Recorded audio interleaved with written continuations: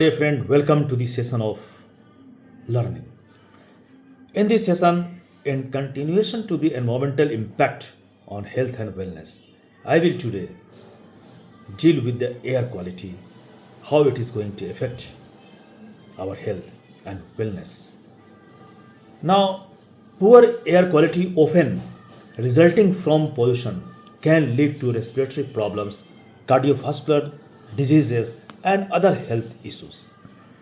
So, exposure to pollutants such as particulate matter, ozone, and nitrogen dioxide is associated with an increased risk of respiratory diseases like asthma and chronic obstructive pulmonary disease COPD. So, now I will go deeper into the impact of air quality on health. How air quality of the surrounding areas can impact the health of the people living there. First of all, respiratory problems. How respiratory problem is caused. Now, inhalation of pollutants can irritate respiratory systems and it leads to conditions like bronchitis and pneumonia. When you inhale pollutants, then it irritates your whole respiratory systems. And then long term exposure to air pollutants pollution is linked to the development of respiratory conditions, especially in vulnerable populations such as children and elderly people. They are greatly affected by this long term exposure of the pollutants. What are these pollutants? Like particulate matters, nitrogen oxides, ozone. Now, here it is very important to understand there are two types of the main particulate matters which are going to affect the respiratory systems. First particulate matter is PM10, that is particulate matter of the size of the 10 micron, and second one is PM2.5, that is particulate matter of the size 2.5 micron. Now, PM10 is to some extent coarser, but PM2.5 is very dangerous. It goes inside deeper in your respiratory system, lungs, and it causes irritation and conditions like pneumonia, asthma. So we have to keep very aloof ourselves from this type of the pollutants. Now, cardiovascular diseases. Air pollution is associated with an increased risk of cardiovascular diseases, including heart attacks and strokes. Fine particulate matter, that is PM2.5, that is particulate matter of the size up to 2.5 macron, and other pollutants, they enter into the bloodstream and cause inflammation and affect the cardiovascular system, which leads to heart attack, stroke, all these things. Next is asthma.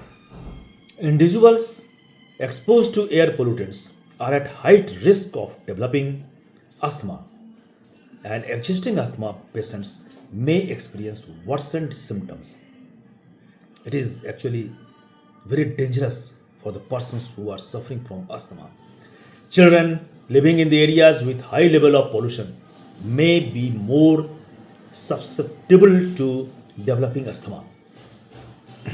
Chronic obstructive pulmonary disease COPD. Long term exposure to the pollutants like particulate matter and nitrogen dioxide, especially nitrogen dioxide, is a significant risk factor for development and progression of COPD. Chronic obstructive pulmonary disease. COPD is characterized by chronic bronchitis, emphysema, leading to difficulty in breathing, and in turn, it may worsen the condition if you do not keep the patients away from this type of the pollutants. Particulate matter, fine particulate matter, which I described earlier, that is PM2.5 and PM10, can penetrate deep into the lungs and even enter the bloodstream and cause a range of health issues.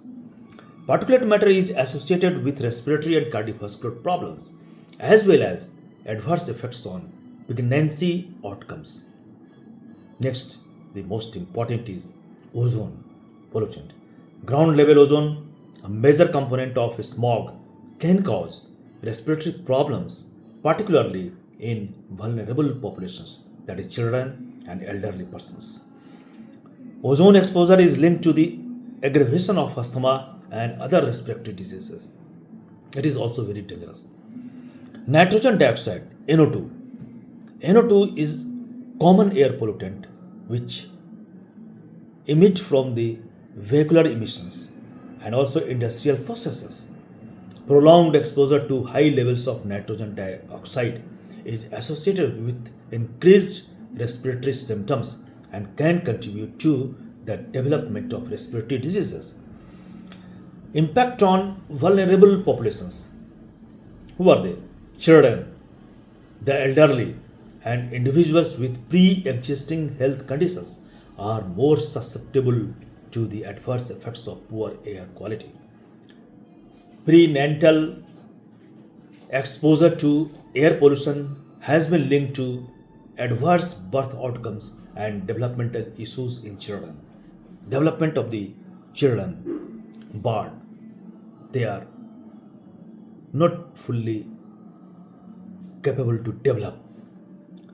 So efforts should be there to improve the air quality, that is by regulatory measures, technological advancements, and public awareness campaigns. Now we should implement cleaner energy sources, promoting sustainable transportation, and enforcing air quality standards as are necessary for mitigating the health impacts on air pollution. Standards must be maintained. Public education on reducing personal exposure and advocating for policies that prioritize clean air can contribute to overall community and well-being. So we should try to make our environment clean, especially air. Air is directly related to our respiratory systems, and in turn, when your respiratory system is disturbed, it is infected, and it gets damaged, then what happens? Your whole systems of the body get disturbed, and your health is adversely impacted, and your well-being is disturbed.